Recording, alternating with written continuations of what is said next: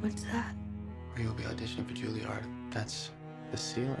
I figured, if you look at it every night, it won't seem so scary when you get there. If I Stay is about 17-year-old Mia who faces an out-of-body experience after a serious car accident with her family. While Mia watches flashbacks of her past, she must ultimately choose between life and death. Talk to me, please, just help me.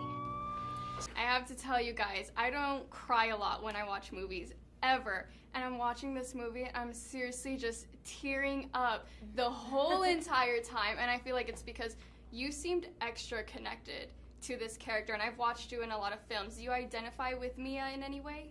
Yeah, I think one of the biggest ways that I kind of identified with Mia was the fact that she found the cello and her kind of passion and first love when she was 8 years old.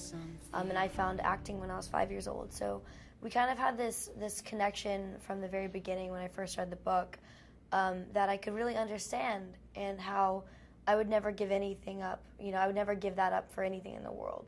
And that's kind of your first true love, and so it was easy to portray that. Your character, Kim, was just so funny and sarcastic. I loved her. What was the best part about playing her? Probably just, I don't know, being silly. I really haven't had the opportunity to play a character like Kim, so it was actually really fun and challenging, and I really didn't know whether or not I would be able to portray a character like her, so I'm really so I'm glad people gave me the opportunity to do so. I told you he was into you. No, he isn't, Jim. You know how when you meet someone and they just already are the person they're meant to be? That was Adam. I know that Adam was inspired by your husband. Yeah. Was there any inspiration for Mia?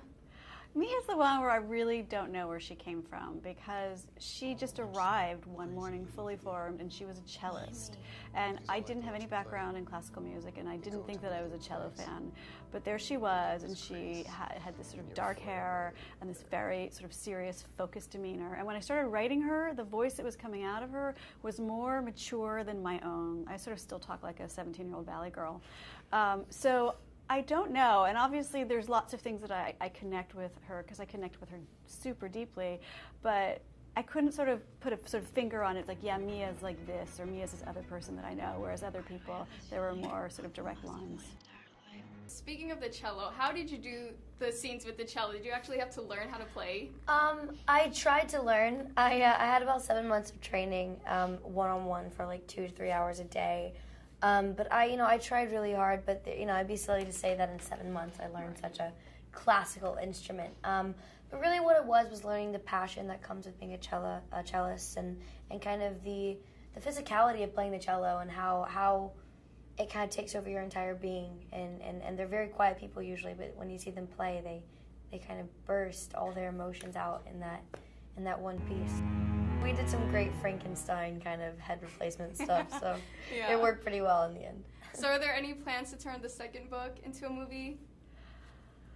I don't know. I mean, that is not a decision that any of us make at this point. Gail's actually funding the second movie. Yeah, well, oh, okay. Fully off the back of I'm having a her lemonade #1 stand book right and now. a lemonade stand that my daughters are running. You're my home, Mia. Stay. Be sure to watch If I Stay, coming to a movie theater near you.